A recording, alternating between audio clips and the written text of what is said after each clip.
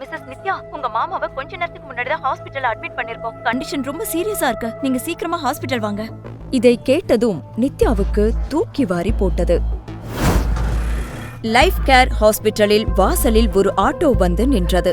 நித்யா பணத்தை கொடுத்துவிட்டு ஹாஸ்பிட்டலுக்குள் ஓடிப்போய் கேட்டாள்.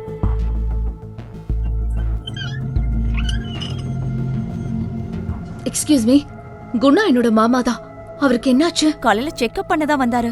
அப்போ ஒரு போன் வந்துச்சு. அதுக்கப்புறம் திடீர்னு பிபி லோ ஆயிடுச்சு. இப்ப ஐசியூல இருக்காரு. டாக்டர் செக்அப் பண்ணிட்டு இருக்காரு. நித்யாவின் பதற்றம் மேலும் அதிகமானது.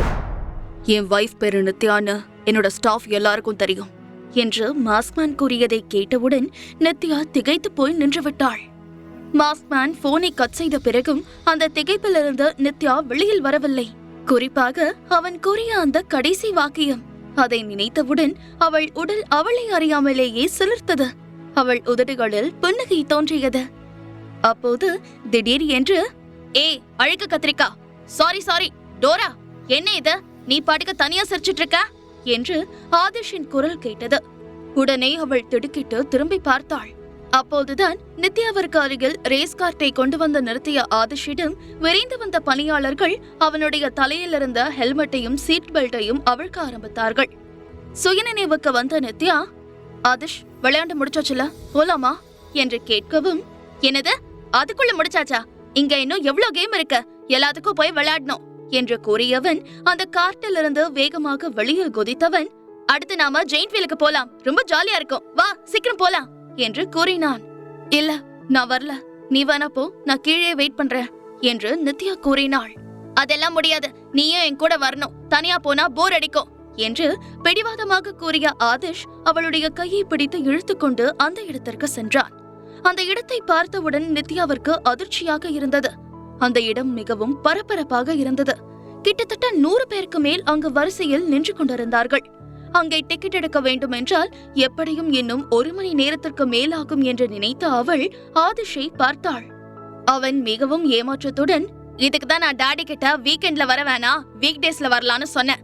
இப்ப பாரு எவ்வளவு கும்பல் இருக்குன்னு, இந்த லைன்ல நின்னா அவ்வளவுதான், இன்னைக்கு ஃபுல்லா நிக்க வேண்டியதுதான், வேற எந்த கேமையும் நம்மளால போய் விளையாட முடியாது என்று அவன் உதட்டை பிதுக்கவும், அப்பாடா என்று நிம்மதி பெருமூச்சை விட்ட நித்யா, சரி வா நம்ம வேற கேமுக்கு போய் பார்க்கலாம் என்று கூறினாள்.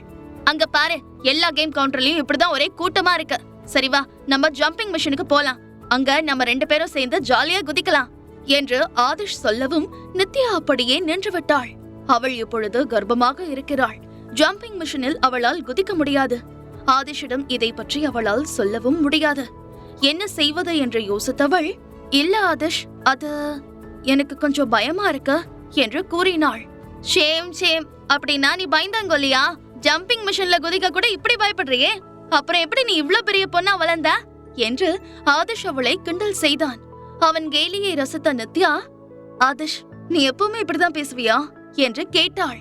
ஏன், நான் நல்லா தானே பேசுறேன் என்று அவன் அலட்சியமாக சொல்லவும், இவனை சொல்லி எந்த பிரயோஜனமும் இல்ல, வளர்ப்பு சரியில்லை, இவனுக்கு சின்ன வயசுல இருந்தே அடுத்தவங்களுக்கு மரியாதை கொடுக்கணும், எல்லார்கிட்டயும் நல்லா பேசணும் பழகணும்னு சொல்லி கொடுக்காம இஷ்டத்துக்கு செல்லம் கொடுத்து நல்லா கெடுத்து வச்சிருக்காங்க என்று அவள் யோசித்துக் கொண்டே வரும்போது, என்ன டோரா இது, நான் எதுக்கு கூப்பிட்டாலும் வரலன்னு சொல்றேன், எனக்கு ரொம்ப போர் அடிக்குது, இரு நான் இப்பவே எங்க டாடி கிட்ட போய் இவங்க கம்பெனிக்கார வாங்காதீங்க டாடின்னு சொல்ல போறேன் என்று ஆதிஷ் மிரட்டலான குரலில் சொல்லவும் நித்யா ஒரு நிமிடம் தயங்கினாள்.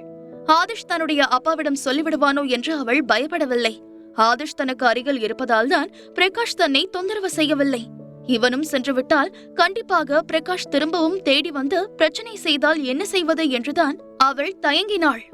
ராகவுக்கு ஹெல்ப் பண்றதுக்காக தான் நான் இங்க வந்திருக்கேன், தேவையில்லாம இந்த பிரகாஷ் கிட்ட மாட்டிக்கிட்டு ராகவையும் பிரச்சனையில சிக்க வைக்க வேண்டாம் என்று நினைத்த நித்யா ஆதிஷை பார்த்து, சரி வா நம்ம வேற ஏதாவது கேம் விளையாடலாம் என்று அவன் கையை பிடித்து அழைத்துக் கொண்டு கிளம்பினாள். அவர்கள் இருவரும் ஒவ்வொரு கேமாக பார்த்து கொண்டே வந்தார்கள். கடைசியில் இருந்த கோஸ்ட் ஹவுஸை பார்த்தவுடன் ஆதிஷ் அப்படியே நின்று விட்டான். ஏ டோரா, நம்ம கோஸ்ட் ஹவுஸ்க்கு போலாமா என்று ஆதிஷ் உற்சாகமாக கத்தினான்.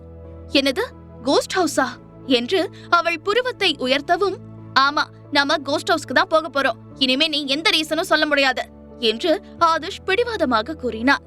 சரி பரவாயில்ல, இந்த பிரகாஷ் கிட்ட இருந்து தப்பிக்கணும்னா ஆதிஷ் நம்ம கூடவே வச்சுக்கணும், இங்க என்ன உண்மையா பேயா இருக்க போகுது இங்க ஒர்க் பண்றவங்க தான் பேய் மாதிரி வேஷம் போட்டு எல்லாரையும் பயமுறுத்திட்டு இருக்காங்க.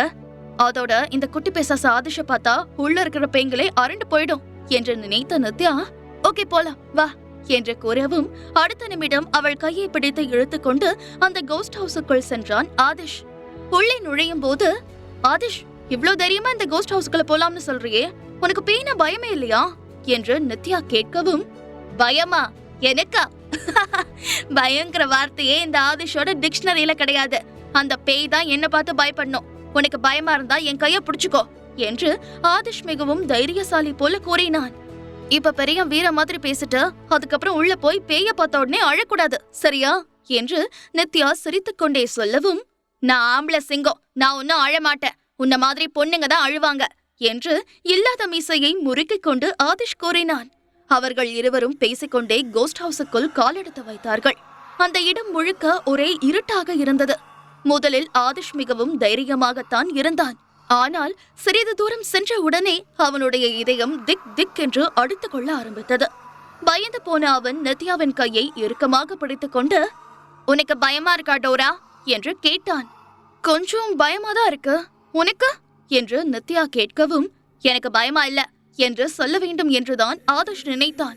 ஆனால் அவனால் பொய் சொல்ல முடியவில்லை. எனக்கும் லைட்டா பயமாதான் இருக்கு என்று அவன் நடுங்கும் குரலில் கூறினான். அப்படின்னா வா ஆதிஷ், நம்ம இப்படியே திரும்பி வெளியில போயிடலாம் என்று நித்யா சொல்லவும், இல்ல இல்ல வேணாம், இவ்வளவு தூரம் வந்துட்டோம், வா உள்ள போய் என்ன இருக்குன்னு பாத்துட்டு வந்துடலாம் என்று அவன் தைரியமாக சொல்லிக் கொண்டிருக்கும் போதே அவர்களுக்கு பின்னால் இருந்து ஜல் ஜல் என்று ஒரு கொலுசு சத்தம் அவர்களை நெருங்கி வந்து கொண்டிருந்தது. ஆதிஷ் மெதுவாக தன்னுடைய தலையை திருப்பி பார்த்தான். அடுத்த நிமிடம், ஐயோ அம்மா பேய் என்று கத்தினான். உடனே நித்யாவும் தலையை திருப்பி பார்த்தாள். அங்கே வெள்ளையாடை அணிந்த தலையில்லாத ஒரு முண்டம் நின்று கொண்டிருந்தது. நித்யா திரும்பியவுடன் அதன் கழுத்து பகுதி மேலே நீண்டு திடீர் என்று ஒரு தலை வெளியில் வந்தது. அதன் முகத்தில் இருந்த கண்கள் இரண்டும் காட்டேரியின் கண்களைப் போல செக்கச்சேவேல் என்று இருந்தது. அத்துடன் அதன் கண், காது, மூக்கு ஆகிய இடங்களிலிருந்து ரத்தம் வழிந்து கொண்டிருந்தது. அந்த பேய் தன்னுடைய 2 கைகளையும் நீட்டிக்கொண்டு இவர்களின் கழுத்தை நெரிக்க வந்தது. அவ்வளவுதான். அதை பார்த்து மிரண்டு போன ஆதிஷ், ஏய் என்கிட்ட வராத, போ அந்தாண்ட என்று அலறியவன் நித்யாவை பிடித்து அந்த பேயின் மீது தள்ளிவிட்டு எந்த பக்கம் ஓடுகிறோம் என்று தெரியாமல் அவன் ஓட ஆரம்பித்தான். பேயின் மீது மோதிய நித்யா நிலை தடுமாறி கீழே விழப்போனாள். நல்ல வேளை அந்த பேய் அவளை பிடித்துக் கொண்டு, அரே ஓகே என்று கேட்டது. உடனே திகைத்து போன நித்யா, ஹே அப்படின்னா நீ பொண்ணா என்று நடுங்கும் குரலில் கேட்டாள். எங்கே அவள் கீழே விழுந்து விடுவாளோ என்று அவளை தன்னுடைய 2 கைகளாலும் பிடித்துக் கொண்ட அந்த பெண் பேய், ஆமா நான் இப்பதான் ட்ரெஸ் சேஞ்ச் பண்ணிட்டு வெளியில வந்தேன், என்ன பார்த்து இப்படி பயப்படுறீங்களே, இன்னும் உள்ளுக்குள்ள பயங்கரமான பேய் வேஷம் போட்டவங்க நிறைய பேர் இருக்காங்க, இங்க இப்படி எல்லாம் தனியா வரக்கூடாது, யாரையாவது அழைச்சிட்டு தான் வரணும், பேசாம இப்படியே வெளியில போயிட என்று அந்த பெண் பேய் கூறியது. உடனே நித்யா ஆதிஷை தேடினாள். ஆனால் அவன் அங்கு இல்லை. பதறி போன நித்யா, என் கூட ஒரு பையன் இருந்தானே, அவன் எங்க போனா என்று அந்த பெண் பேயை பார்த்து கேட்கவும், அதோ அதுக்குள்ளதான் போனா என்று அந்த பேய் உள்ளே கை காட்டியது. உள்ள எவ்வளவு தூரம் இருக்கு என்று நித்யா கேட்கவும், அது ரொம்ப தூரம் இருக்கு, நார்மலா போகணும்னா 1/2 மணி நேரம் ஆகும், ஆனா அவ்வளவு ஈஸியா உங்களால போக முடியாது, உள்ள நிறைய சீக்ரெட் ரூம்ஸ் இருக்கு, அதை ஓபன் பண்ண சில ட்ரிக்ஸ் இருக்கு, எங்க கெஸ்ட் ஹவுஸ் வேர்ல்ட்லயே ரொம்ப ஃபேமஸ் ஆனது, இதுல இருந்து வெளியே வர்றதுக்கு எப்படியோ 5 மணி நேரமாவது ஆகும் என்று அந்த பேய் கூறியது. அந்த பேய் கூறியதை கேட்டவுடன் நித்யாவிற்கு மிகவும் வருத்தமாக இருந்தது. இப்படி எல்லாம் இருக்குன்னு தெரிஞ்சிருந்தா ஆதிஷ் இங்க கூட்டிகிட்டே வந்திருக்க மாட்டேன், என்னதான் அவன் யாரையும் மதிக்காம திமிரா நடந்துக்கிட்டாலும் அவன் சின்ன குழந்தைதான், இப்ப நான் அவனை எங்க போய் தேடுறது என்று அவள் யோசித்துக் கொண்டிருக்கும் போதே அந்த பெண் பேய் தான் வந்த வேலையை மறந்து, ஏன் இப்படி நின்னுக்கிட்டே இருக்கா, உள்ள போய் உன் கூட வந்த பையனை தேட போறியா, சொன்னா கேளு, நீ தனியா போகாத, உன் கூட வேற யாராவது வந்திருக்காங்கன்னா அவங்கள அனுப்பி தேட சொல்லு என்று கூறியது. என் கூட வந்தவருனா ராகவ் கிட்டதான் சொல்லணும், ஆனா அவர் இப்ப முக்கியமான மீட்டிங்ல இருக்காரு, வேற வழி இல்ல, நானே போய் கண்டுபிடிக்கிறேன் என்று அவள் நினைத்தாள். சரிமா, தைரியமா உள்ள போ, கொஞ்ச நேரத்துக்கு முன்னாடி ஒரு கப்பல் கூட உள்ள போனாங்க, அவங்க கிட்ட சொல்லி 3 பேரும் சேர்ந்து போய் அந்த பையனை தேடுங்க என்று அந்த பெண் பேய் சொல்லவும் நித்யா அதற்கு தேங்க்ஸ் என்று சொல்லிவிட்டு முன்னால் நடக்க ஆரம்பித்தாள். அந்த பாதை கரடு முரடாகவும் மிகவும் குறுகலாகவும் இருந்தது. சிறிது தூரம் சென்றவுடன் சில பேய்கள் ஒரு நபரின் கைகளையும் கால்களையும் கட்டிவிட்டு தொங்கவிட்டு அவருடைய ஆடையை அவிழ்ப்பது போல அவருடைய தோலை உரித்துக் கொண்டிருந்தது. இது அனைத்துமே செட்டப் தான் என்றாலும் பார்ப்பதற்கு அப்படியே தத்ரூபமாக இருந்தது.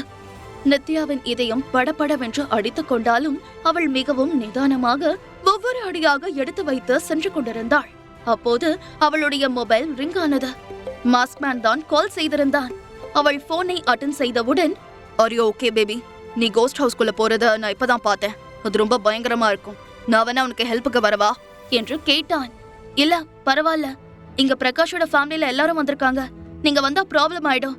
அதனால நானே சமாளிச்சுக்கிறேன்" என்று நித்யா கூறினாள். "எனக்கு ஒன்னும் பிரச்சனை இல்ல. உன்னை நினைச்சுதான் எனக்கு கவலையா இருக்கு" என்று மாஸ்க்மேன் கூறினான். "Don't worry Maskman. நீங்க தான் எந்த பிரச்சனை வந்தாலும் தைரியமா நம்பிக்கையோட ஃபேஸ் பண்ணணும்னு சொல்லிருக்கீங்க இல்லையா? இங்க இருக்கிற பேய பார்த்து நான் பயப்பட மாட்டேன். நீங்க என்ன நினைச்சு ஃபீல் பண்ண வேண்டாம்" என்று நித்யா நம்பிக்கையுடன் கூறினாள். மாஸ்க்மேனுக்கு நித்யாவை தனியா விட மனசே இல்லை. ஆனாலும் அவளுடைய விருப்பத்திற்கு மாறாக அவன் எதுவும் செய்ய விரும்பவில்லை. "ஓகே பேபி, நீ எப்பவும் போனை கையிலேயே வச்சுக்கோ. ஏதாவது ப்ராப்ளம்னா உடனே எனக்கு கால் பண்ண" என்று கூறினான். "கண்டிப்பா" என்று கூறிய நித்யா போனை கட் செய்தாள். இப்போது அவளுடைய இதயம் சற்று அமைதி அடைந்தது. அவள் தைரியமாக நம்பிக்கையுடன் மெதுவாக முன்னோக்கி நடக்க ஆரம்பித்தாள். திடீரென்று அவளுக்கு மிக அருகில் யாரோ ஒருவரின் அழுகுரல் கேட்டது. உடனே திடுக்கிட்ட நித்யா, "ஆதிஷ், ஆதிஷ், எங்க இருக்க?" என்று சத்தமாக குரல் கொடுத்தாள். அந்த பக்கம் இருந்து எந்த பதிலும் இல்லை. ஆனால் அந்த அழுகுரல் உடனே நின்றது. அடுத்த நிமிடம் அவளுக்கு மிக அருகில் "நித்யா" என்ற ஒரு குரல் கேட்டது. அந்த குரல் அவளுடைய உச்சந்தலையை சிலிர்க்க வைத்தது. அவள் மெதுவாக திரும்பி பார்க்கவும் அங்கே ஒரு ஆண் உருவம் நின்று கொண்டிருந்தது. அந்த இடம் முழுக்க ஒரே இருட்டாக இருந்தாலும் அந்த உருவத்திற்கு பின்னால் மட்டும் பச்சை நிற லைட் எரிந்து கொண்டிருந்தது. அந்த லைட் அந்த உருவத்தின் உடலில் பட்டவுடன் பார்க்கவே பயங்கரமாக இருந்தது.